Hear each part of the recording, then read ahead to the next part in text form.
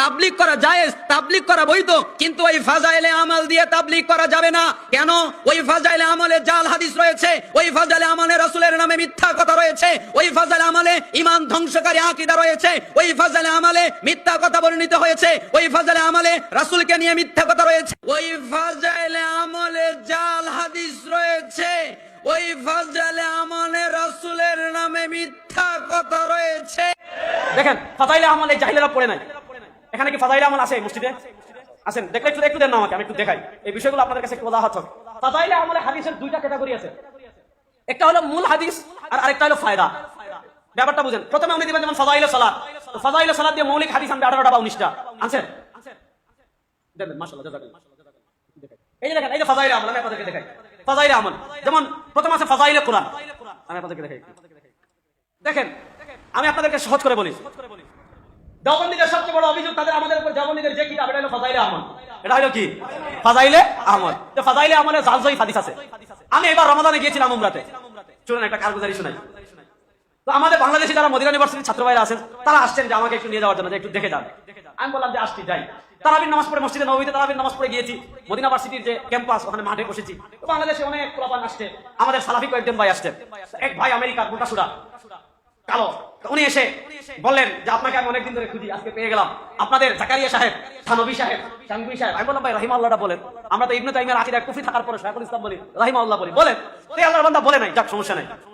আপনাদের ফাজাইলে আমলে এত জাল জয়ীফ হাদিস, তারপরে কেন ফাজাইলে আমল পড়েন? ফাজাইলে আমল কেন বাদ দেন না? আমি বললাম ভাই শুনেন, ফাজাইলে আমল তো শুধুমাত্র বাংলাদেশের মানুষ আর ভারত পাকিস্তানের মানুষ, কিছু মানুষ পড়ে। ফাজাইলে আমলে কিছু জাল হাদিস আছে, এটা আমরাও বলি। ফাজাইলে আমলে কিছু জয়ীফ হাদিস আছে, আমরাও বলি। তো ফাজাইলে আমলে জাল হাদিস থাকার কারণে এটা ফাইজলামি আমল, ঠিক না? ফাজাইলে আমল জাল হাদিস থাকার কারণে, কিছু জাল হাদিস থাকার কারণে এটা পুড়িয়ে ফেলতে হবে। আচ্ছা বলেন তো, ফাজাইলে আমল পৃথিবীর বেশি মানুষ পড়ে না ইবনে মাজাহ বেশি মানুষ পড়ে? বলেন। ইবনে মাজাহ গুনে গুনে জাল হাদিস আছে 38টা। কয়দিন জ্বালাইছেন আগে বলেন? বলেন। আচ্ছা ইমাম বুখারীর আদাবুল মুফরাদ, এটাকে তো আপনাদের আলবানী দুই ভাগ করে ফেলেছেন, সহিহুল আদাব, যঈফুল আদাব, ঠিক না? যে এত পরিমাণ বুখারীর আদাবুল মুফরাদে এত পরিমাণ যঈফ হাদিস আছে যে ইমাম নাসিরউদ্দিন আলবানী এটাকে দুই ভাগ করে ফেলেছেন, সহিহুল আদাব, যঈফুল আদাব। তিরমিজিতে আলবানীর তাহকিক করতে এত যঈফ হাদিস আছে যে তিরমিজিকে আলবানী দুই ভাগ করে ফেলেছেন, সহিহুল জামি, যঈফুল জামি। আবু দাউদে এত যঈফ হাদিস আছে, আলবানী এটাকে দুই ভাগ করে ফেলেছেন, সহিহুল সুনানি আবি দাউদ, যঈফ সুনানি আবি দাউদ। আবু দাউদে এত যঈফ হাদিস আছে যে আলবানী দুই ভাগ করে এত মোটা ভাগ করে ফেলেছেন, এত যঈফ হাদিস আবু দাউদ আছে। এবার বলেন আবু দাউদ কয়দিন জ্বালাইছেন আগে বলেন? আবু দাউদ জ্বালাইছেন কয়দিন আগে বলেন? দেখেন পৃথিবীর মুহাদ্দিসিনে কেরামের একটা স্বীকৃত মূলনীতি হলো, পৃথিবীতে যারাই ফাজাইলের ক্ষেত্রে কিতাব লিখেন, ফাজাইল এবং হাদিসের একটা বিশেষ প্রকার হলো ফাজাইল। ফাজাইলের ক্ষেত্রে ইবনে শাহিন কিতাব লিখেছেন ফাজাইলুল আমাল নামে, ইমাম বাইহাকী রাহিমাহুল্লাহ কিতাব লিখেছেন ফাজাইলুল আওকাত নামে, ইমাম বাইহাকী লিখেছেন শুআবুল ঈমান নামে, ইমাম ইবনে রাজব হাম্বলী লিখেছেন লাতাইফুল মাআরিফ নামে, ইমাম বুখারী লিখেছেন আল আদাবুল মুফরাদ নামে।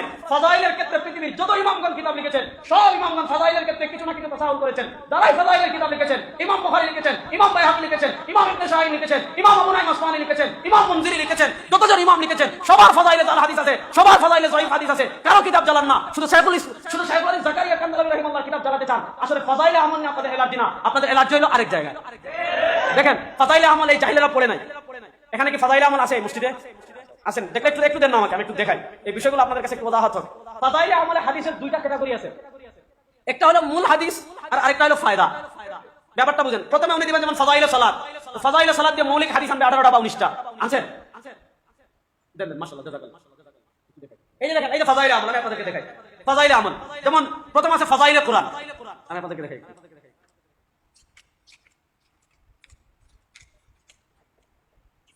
এই যে ফাজাইলে কোরআন, এই যে দেখেন মৌলিক যতগুলো হাদিস আছে সবগুলো শাইখুল জাকারিয়া কান্দালাবী রাহিমাহুল্লাহ নিজে তাখরিজ করে দিয়ে দিয়েছেন। যেমন এক নম্বর হাদিস, আন উসমান قال قال رسول الله صلى الله عليه وسلم خيركم من تعلم القرآن وعلمه, নিচে তিনি আরবিতে তাখরিজ করে দিয়েছেন, রাওয়াহুল বুখারী ওয়া আবু দাউদ ওয়া তিরমিজি ওয়া নাসাই ওয়া ইবনে মাজাহ হাদা ফি الترغيب وعزاه الى مسلم ايضا لكن حكى الحافظ في الفتح عن ابي العلاء ان مسلما سكت عنه, তিনি তাখরিজ করে দিয়েছেন এক নম্বর হাদিস। এরপর হাদিস উল্লেখ করে ফায়দা লিখেছেন।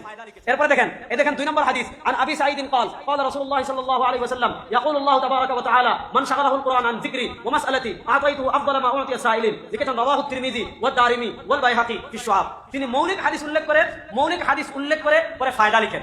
তো শাইখুল জাকারিয়া রাহিমাহুল্লাহ মূল হাদিসের তাহকিক তালিক করে দিয়েছেন, তাখরিজ করে দিয়েছেন, আর ওই হাদিসের প্রামাণিকতা স্বরূপ ফায়দায় আরো কিছু হাদিস বর্ণনা করেছেন। ওই ফায়দায় হাদিস বর্ণনা করতে গিয়ে কিছু হাদিস যঈফ চলে আসছে, দুই একটা জাল হাদিস চলে আসছে। ওই ফায়দার হাদিসটা তো মূল হাদিস না, ফায়দার হাদিসটা তিনি মৌলিক হাদিসের প্রামাণিকতাকে শক্তিশালী করার জন্য এনেছেন। যেমন আমি বুঝাই, নাসিরউদ্দিন আলবানী আল্লাহর বান্দা, নাম শুনেন নাই?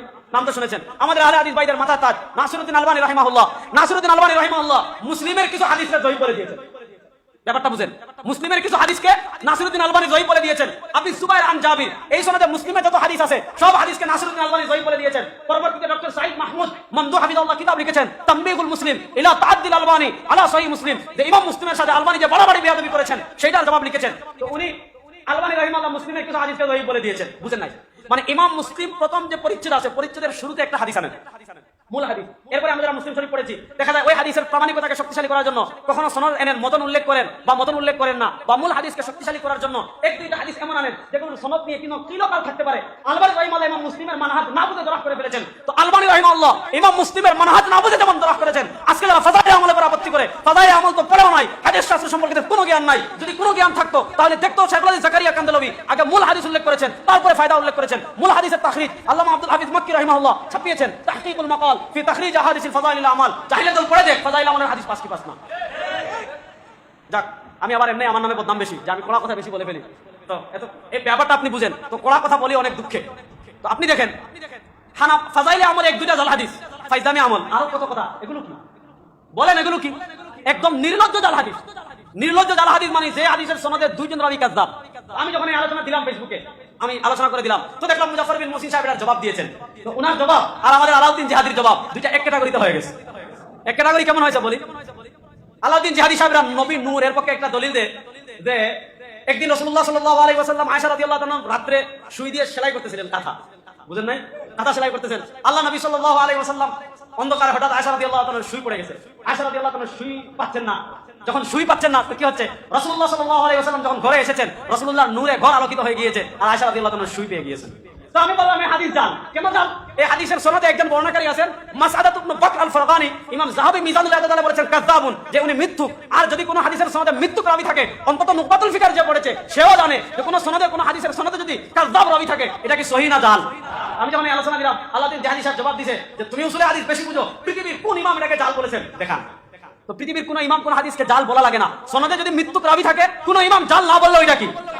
মুজাহিদের কিতাব কি সব মুজাহিদ চলে আসছে। তো আলাউদ্দিন জিহাদি সাহেব এই জবাব দিল, যখন মুজাফফর বিন মুহসিনের কিতাব খুলে দেখাইলাম যে এই যে আল বাইহাকি আল খিলাফিয়াতে দুইজন রাবী কাযযাব, তখন মুজাফফর বিন মুহসিন সাহেব আমারে বলে, এ রাজাউল করিম আবরার, তুমি উসুলে হাদিস কি জানো? পৃথিবীর কোন ইমাম এটাকে জাল বলেছেন দেখাও।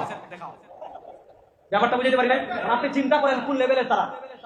ভাই পৃথিবীর কোন ইমাম এটাকে জাল বলা লাগে না। ইমামগণ উসুল নির্ধারণ করে দিয়েছেন যে ইন কানা ফি ইসনাদি কাযযাবুন আও ওয়াযযাউন ফাল হাদিসু মাওযু'। মুকাদ্দিমা ইবনে সালাহ খুলমিয়া, আত-তাকরির ওয়াল ইদা খুলমিয়া, ফাতহুল মাকিস খুলমিয়া, তাদরিবুর রাবি খুলমিয়া, তুমি মুস্তালাহুল হাদিসের যে কোনো কিতাব খুলো, খতিবে বাগদাদি আল কিফায়া খুলো, ইমাম ইবনে জাওজির কিতাবুল মাওযুআত খুলো, শেখ আব্দুল ফাত্তাহ আবু কুতুল লামাহাত পড়ো, ইবনে কাইয়িম আল মানারুল মুনিফ নিয়ে পড়ে দেখো, কোন হাদিসের সনদে যদি কাযযাব রাবী থাকে পৃথিবীর কোন ইমাম এটাকে মাওযু বলা লাগে না। কাযযাব রাবী থাকলে এটা কি বলেন না? কাযযাব রাবী থাকলে এটা কি? এই হাদিসের সনদে কাযযাব একজন না দুইজন? এই হাদিসের সনদে কাযযাব একজন না দুইজন? তারপরে এটা কি হাদিস? সহিহ হাদিস। তারপরে এটা কি হাদিস? আমি এখন একটা সিরিজ আলোচনা করতেছি যে নিজেদের মতের পক্ষে গেলে জয়ীফ হাদিস সহিহ হয়ে যায়, জাল হাদিস সহিহ হয়ে যায়, আর নিজেদের মতের বিপক্ষে গেলে সহিহ হাদিস জাল হয়ে যায়, সহিহ হাদিস জয়ীফ হয়ে যায়। নিজেদের মতের পক্ষে গেলে জয়ীফ হাদিস সহিহ হয়ে যায়, জাল হাদিস সহিহ হয়ে যায়। এই হলো অবস্থা। এজন্য শুনেন, এদের অপপ্রচারে বিভ্রান্ত হওয়া যাবে না।